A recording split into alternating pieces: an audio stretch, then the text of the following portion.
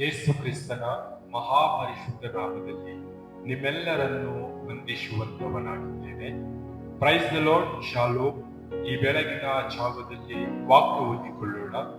ಪೌಲನು ತಿಮೋಥಿಯನಿಗೆ ಬರೆದ ಮೊದಲನೇ ಪತ್ರಿಕೆ 4ನೇ ಅಧ್ಯಾಯ 11ನೇ ವಚನ, 12ನೇ ವಚನ, 13ನೇ ವಚನ ಓದಿಕೊಂಡು ಸ್ವಲ್ಪತ್ತು ಧ್ಯಾನ ಮಾಡಿಕೊಳ್ಳೋಣ.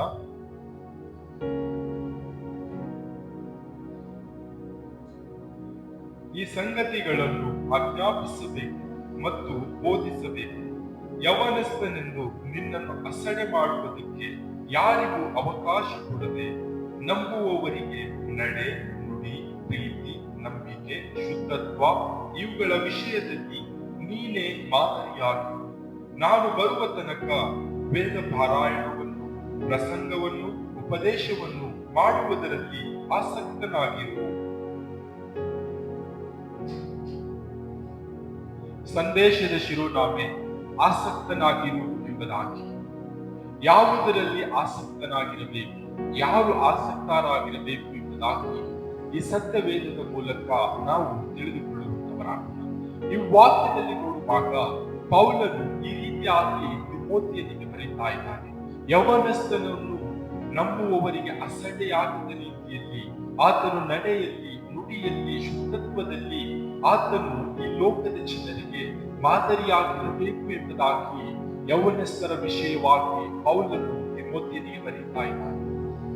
ಮತ್ತು ಯೌವನಸ್ಥರು ಯಾವ ರೀತಿಯಾಗಿ ಆಸಕ್ತರಾಗಿರಬೇಕು ಎಂಬುದಾಗಿ ನೋಡುವಾಗ ವೇದ ಪಾರಾಯಣ ಮಾಡುವುದರಲ್ಲಿ, ಪ್ರಸಂಗ ಮಾಡುವುದರಲ್ಲಿ, ಉಪದೇಶ ಮಾಡುವುದರಲ್ಲಿ ಆಸಕ್ತರಾಗಿರಬೇಕು ಎಂಬುದಾಗಿ ಪೌಲನು ತಿಮೋಥಿಯನಿಗೆ ಬರೀತಾ ಇದ್ದಾನೆ. ಪ್ರೀತಿಯ ಸಹೋದರ ಸಹೋದರಿಯರೇ, ನಾವು ಈ ಒಂದು ದಿನದಲ್ಲಿ ಈ ಲೋಕದಲ್ಲಿ ಯಾವ ರೀತಿಯಾಗಿ ಜೀವಿಸ್ತಾ ಇದ್ದೇವೆ? ನಮ್ಮ ಆಸಕ್ತಿ, ನಮ್ಮ ದಾಹ ಯಾವುದರಲ್ಲಿದೆ? ಲೋಕದಲ್ಲಿದೆನಾ? ನಮ್ಮ ಆಸಕ್ತಿ ವೇದ ಪಾರಾಯಣ ಮಾಡುವುದರಲ್ಲಿ, ಪ್ರಸಂಗ ಮಾಡುವುದರಲ್ಲಿ, ಉಪದೇಶ ಮಾಡುವುದರಲ್ಲಿ ನಾವು ಆಸಕ್ತ ಉಳ್ಳವರಾಗಬೇಕು. ಉಪದೇಶ, ಯೇಸು ಕ್ರಿಸ್ತನ ವಾಕ್ಯದ ಬಗ್ಗೆ ಉಪದೇಶ, ಯೇಸು ಕ್ರಿಸ್ತನ ಸತ್ಯವೇದದ ಪಾರಾಯಣ, ಇದರಲ್ಲಿ ನಾವು ಆಸಕ್ತಿ ಉಳ್ಳವರಾಗಬೇಕು. ನಮ್ಮನ್ನು ನಂಬುವವರನ್ನು, ಅವರ ಮುಂದೆ ನಮ್ಮ ನಡೆ, ನುಡಿ, ಪ್ರೀತಿ, ಶುದ್ಧತ್ವ ಇವೆಲ್ಲವೂ ಕೂಡ ನಮ್ಮ ಜೀವಿತವನ್ನು ನೋಡುವಾಗ ನಾವು ಮಾದರಿಯಾಗಬೇಕು ಎಂಬುದಾಗಿ ಸ್ಪಷ್ಟವಾಗಿ ಸತ್ಯವೇದ ಹೇಳುತ್ತಾ ಇದೆ. ಈ ಒಂದು ದಿನದಲ್ಲಿ ಪ್ರೀತಿಯ ಯೌವನಸ್ಥ ಸಹೋದರ ಸಹೋದರಿಯರೇ, ನಮ್ಮ ಜೀವಿತ ಯಾವ ರೀತಿಯಾಗಿದೆ? ನಾವು ಯಾವುದರಲ್ಲಿ ಆಸಕ್ತರಾಗಿದ್ದೇವೆ? ಯಾವುದರಲ್ಲಿ ದಾಹವುಳ್ಳವರಾಗಿದ್ದೇವೆ? ನಮ್ಮನ್ನೇ ನಾವು ಪರೀಕ್ಷೆ ಮಾಡಿಕೊಳ್ಳೋಣ. ಈ ಲೋಕದ ಆಸೆಗಳಿಗೆ, ಈ ಲೋಕದ ಆಕಾಂಕ್ಷೆಗಳಿಗೆ ನಾವು ಆಸಕ್ತಿ ಉಳ್ಳವರಾಗಿದ್ದು, ದಾಹ ಉಳ್ಳವರಾಗಿದ್ದು ನಮ್ಮ ಜೀವಿತವನ್ನು ನಾಶನದಲ್ಲಿ ಹೋಗ್ತಾ ಇದೆ. ನಮ್ಮ ಜೀವಿತ ನರಕದಲ್ಲಿ ಹೋಗ್ತಾ ಇದೆ. ನಾವು ಸತ್ಯವೇದ ಪಾರಾಯಣ ಮಾಡುತ್ತಾ, ಪ್ರಸಂಗ ಮಾಡುತ್ತಾ, ಉಪದೇಶ ಮಾಡುತ್ತಾ, ನಡೆಯಲ್ಲಿ, ನುಡಿಯಲ್ಲಿ ಶುದ್ಧತ್ವರಾಗಿದ್ದುಕೊಂಡು ನಂಬುವವರಿಗೆ ನಾವು ಮಾದರಿಯಾಗಿದ್ದುಕೊಂಡು ಈ ಲೋಕದಲ್ಲಿ ನಾವು ಜೀವಿಸುವಾಗ ನಮ್ಮ ಜೀವಿತ ನಿತ್ಯ ಜೀವವನ್ನು ಜೀವಿಸುತ್ತೇವೆ. ಈ ಒಂದು ದಿನದಲ್ಲಿ ಸುಂದರ ಸಮಯವಾಗಿದೆ. ನಮ್ಮನ್ನೇ ನಾವು ಪರೀಕ್ಷೆ ಮಾಡಿಕೊಳ್ಳೋಣ.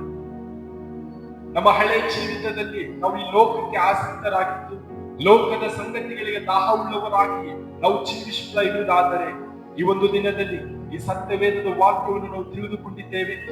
ಈ ವಾಕ್ಯದ ಮುಂದೆ ನಮ್ಮನ್ನೇ ನಾವು ತಗ್ಗಿಸಿಕೊಂಡು ನಡೆಯಲ್ಲಿ, ನುಡಿಯಲ್ಲಿ ಶುದ್ಧತ್ವವುಳ್ಳವರಾಗಿ ನಂಬಿದವರಿಗೆ ನಾವು ಮಾದರಿಯಾಗಿದ್ದುಕೊಂಡು ಸತ್ಯವೇದ ಪಾರಾಯಣ ಮಾಡುತ್ತಾ, ಉಪದೇಶ ಮಾಡುತ್ತಾ, ಪ್ರಸಂಗ ಮಾಡುತ್ತಾ ಅದರಲ್ಲಿ ಆಸಕ್ತಿ ಉಳ್ಳವರಾಗಿದ್ದುಕೊಂಡು ಈ ಲೋಕದಲ್ಲಿ ನಾವು ಜೀವಿಸುವಂತವರಾಗ.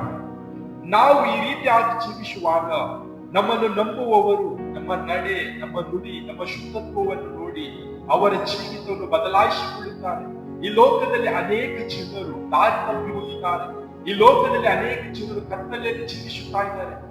ಅನೇಕ ಜನರು ಎಡಗೈ ಬಲಗೈ ತಿಳಿಯದ ಹಾಗೆ, ಬಲಗೈಗೆ ಎಡಗೈ ತಿಳಿಯದ ಹಾಗೆ, ಹಿಂದೆ ಮುಂದೆ ತಿಳಿಯದ ಹಾಗೆ ಈ ಲೋಕದಲ್ಲಿ ಕತ್ತಲೆ ಜೀವಿತವನ್ನು ಜೀವಿಸುತ್ತಾ ಇದ್ದಾರೆ. ಈ ಲೋಕದ ಆಸೆಗೆ ಒಳಗಾಗಿ ತಮ್ಮ ಜೀವಿತವನ್ನು ನಾಶದ ಮಾರ್ಗದಲ್ಲಿ ಹಾಕಿಕೊಳ್ಳುತ್ತಾ ಇದ್ದಾರೆ.